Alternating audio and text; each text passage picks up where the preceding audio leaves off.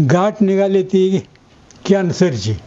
आता काय करायचं, भीती उत्पन्न होणार, फार मोठा रोग आहे असं वाटलं, पण ती काही भ्याली नाहीत, डळमळली नाही. हे झाल्यानंतर आम्हाला थोड्या दिवसानं कळालं.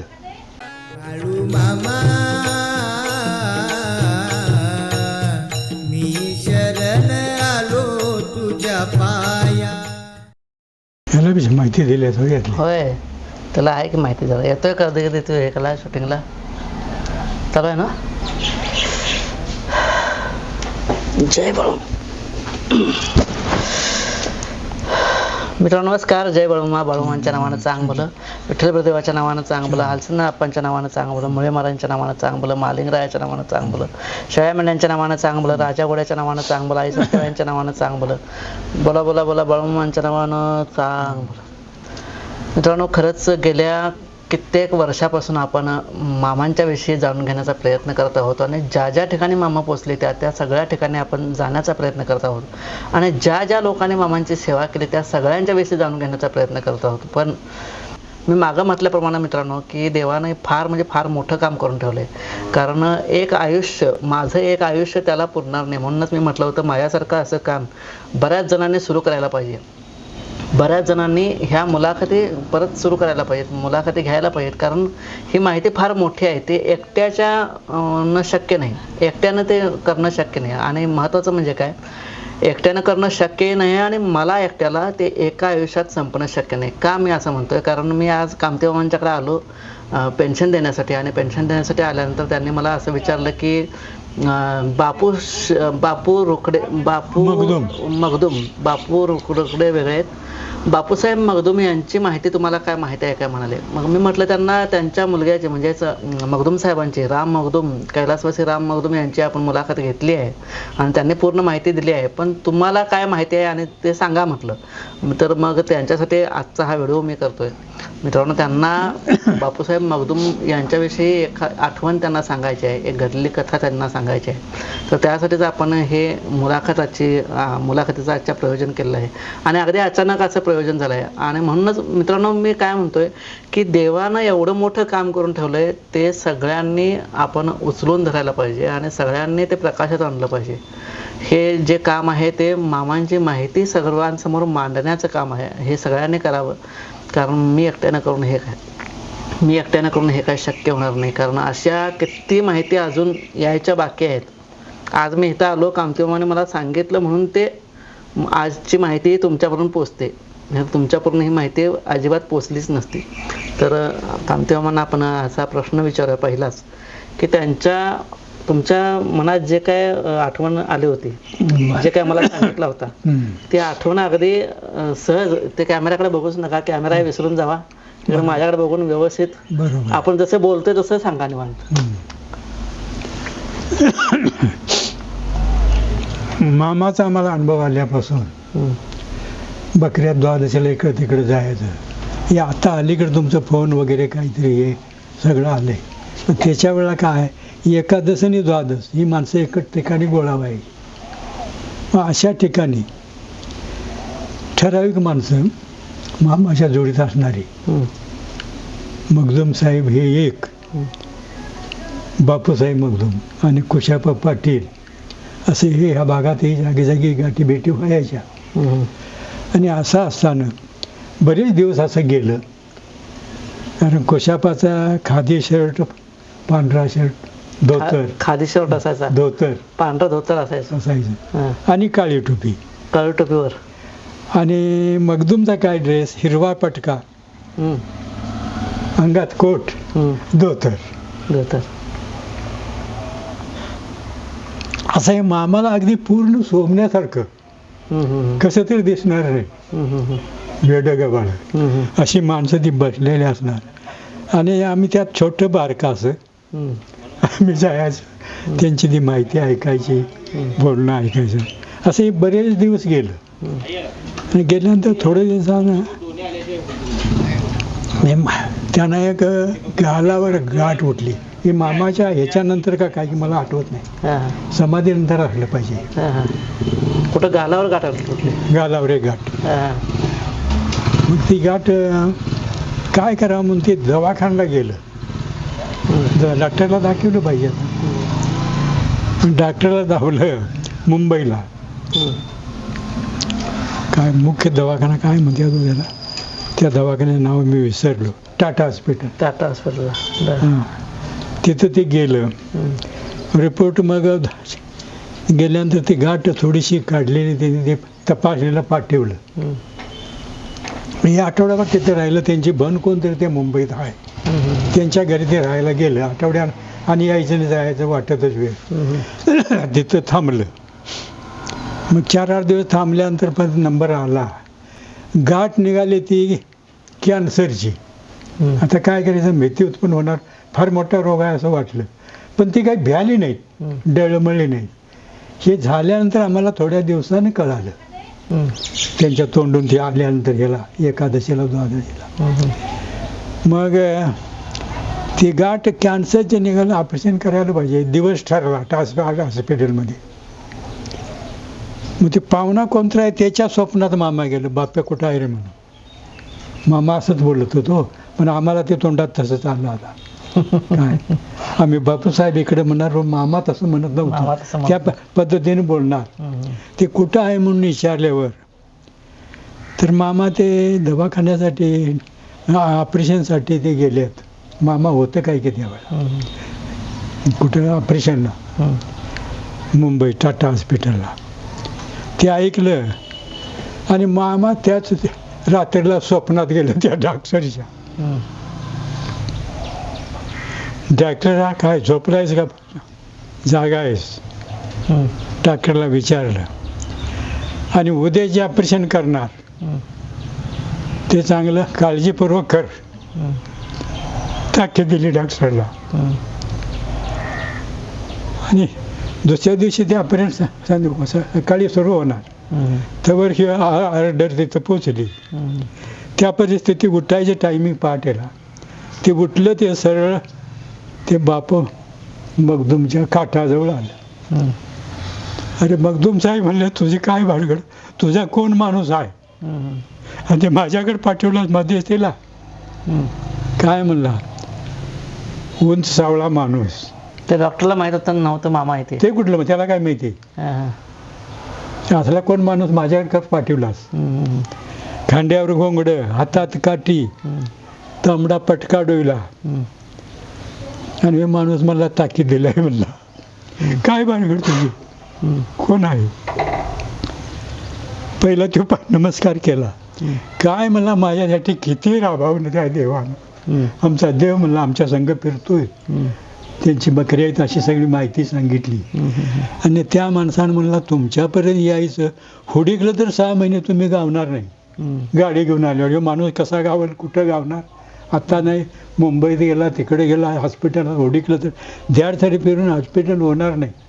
आणि तिथं मामा पकडतोय, झोपेच्या वेळा त्याला गाठून ताकीद देतोय, उद्या ऑपरेशन करणार, ते सावकाश करा. किती श्रद्धा.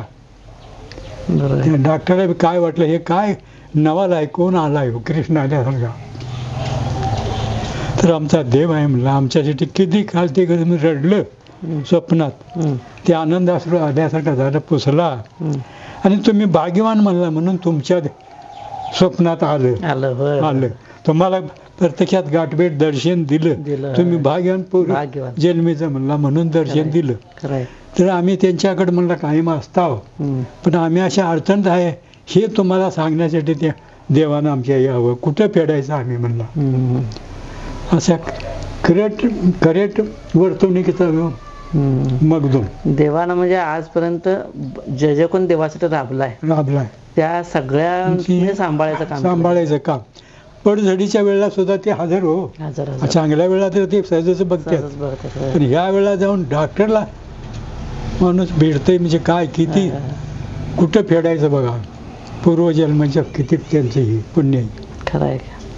आणि महत्वाचं म्हणजे काय कामतेमा, की आजपर्यंत बऱ्याच जणांनी सांगितलं की मामा ज्यांनी खरोखर राबलेत, खरोखर मामांची सेवा केल्या, त्या सगळ्यांची बारीक सारीक गोष्ट सुद्धा मामांनी उचलून नेले. बरोबर आहे. बारीक सारीक गोष्ट, मोठं तर हे असलं हे सांभाळतात, पण बारीक साऱ्या गोष्टीत पण लक्ष देतात.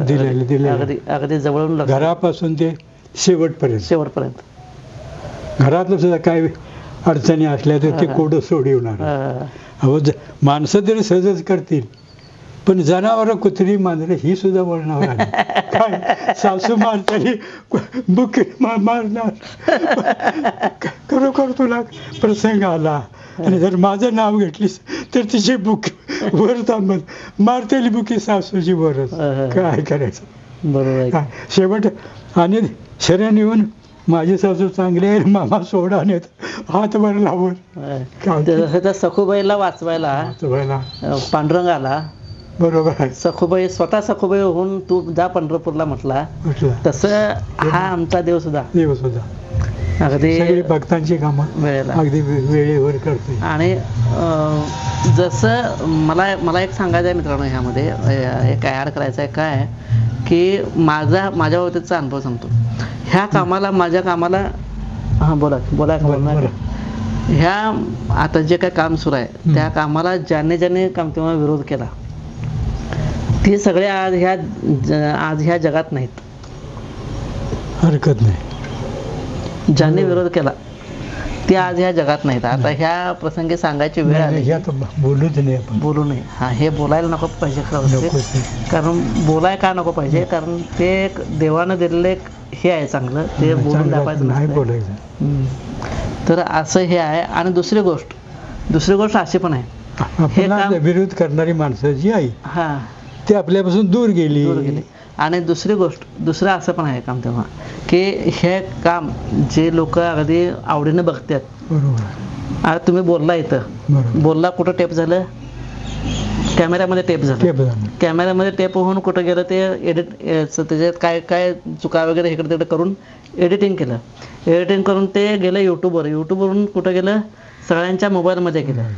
सगळ्यांच्या मोबाईलमध्ये गेल्यानंतर बघताय कोणते, ती माणसं बघतात. आणि ती माणसं अगदी ती माणसं म्हणजे कोण असतात, मामांचं भक्त असतात. आता ते भक्त ज्या भावनेनं बोलतात काम तेव्हा, म्हणजे ज्या भावनेनं बघतात ती भावना सुद्धा तुम्हाला लागते. बरोबर आहे. म्हणजे कसं सांगतो, एखादा माणूस आजारी असला आणि समजा त्या माणसाला लय लोकांनी प्रार्थना केल्या तर ते माणूस कसं आजारातनं उठतंय, तसं त्या एवढी लोक बघतात तुम्हाला, लाखात लोक बघतात. त्या लोकांच्या भावना सुद्धा तुम्हाला म्हणजे त्या भावनाचा सुद्धा तुम्हाला तुमच्यावर इफेक्ट होतोय. असं मी स्वतः अनुभव घेतलेला सांगतो. खरंच तुमच्या सगळ्यांच्या भावनेचा आमच्यावर इफेक्ट होतोय नक्कीच. कारण का ही सगळी एक कथा आहे. एक झाड होतं, जगदीशचंद्र बोस यांची कथा आहे. एक झाड होतं, त्या झाडाला इथं ठेवलं, 2 झाडं घेतली, एक झाडाला इथं ठेवलं आणि एक झाडाला बाहेर ठेवलं. आणि एका झाडाला काय केलं, कायच बोललं नाही त्याच्यावर, म्हणजे चांगलं बोलून त्याच्यावर चांगलं बघायला सुरू केलं. आणि बाहेरच्या झाडाला काय केलं, त्याच्या पैसे जाऊन रोज शिव्या द्यायच्या त्याला, रोज शिव्या द्यायच्या झाडाला त्या. आणि ह्या झाडाला काय नाही, चांगलं करायचं.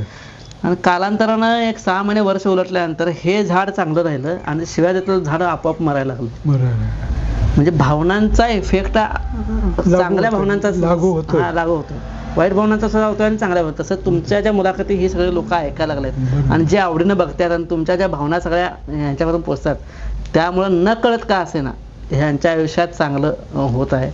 आणि खरोखर तुमचा ह्या बाबतीत आणखी काय अनुभव आहे काय? तर आणखी काय या वयात आता काय आठवत नाही. आठवलेली गोष्ट तोंडात आली, बोलून मोकळं झालं. आता बोला येते म्हणून बोलायचं, ते बोला येत नाही तर मी कुठलं बोलणार. बरोबर आहे, नाही बोलणार. आता बोलायला म्हणजे आता हे तुम्हाला म्हणत होतं एक शिरगाव्याचं, पण शिरगाव्याचं पोरगं भेटलं कुठं, हासोरात, कासारीत बकरी होती तिथं आम्ही गेलो. ते कोणतरी तिथं इंजेक्शन देत होतं. असं म्हटलं, ते एक शिरगावे म्हणून होता करत. हा म्हणलं माझा दोस्त तो वारलाय म्हणला. बरोबर आहे, बकऱ्यातच असं झालं तसं झालं, पळून निघालं. मग ते कुठं भेटतंय, त्याला किती मुलं आहेत, पोरगी उठून चालते काय तर नाही म्हणलं, ते रांगून चालते, पोरगी घट झालं नाही, ते अपंग झालं. आणि पोरगा आहे आता ते बकऱ्यात आलं होतं. मग ते दाखवायला म्हटलं कुठं आहे, त्याची गाठभेट घेतली. आणि शिरगाव्याच्या लय सारखं आठवण काढता तुम्ही. अहो तुम्ही कसं आमच्याबरोबर येतात, ती आठवण येणारच. शिरगाव्याची एक आठवण काढते आणि विठू पाटलाची एक आठवण काढतात. बरोबर आहे, जोडीलाच होतं हो. आणि लक्ष्मू पाटील त्यातनं तुमचा सुटला. लक्ष्मू मोऱ्या पाटील मोर्या नव्हत तो लक्ष पाटील कोण? मुगळीचाच मुगळेचा काय? होय.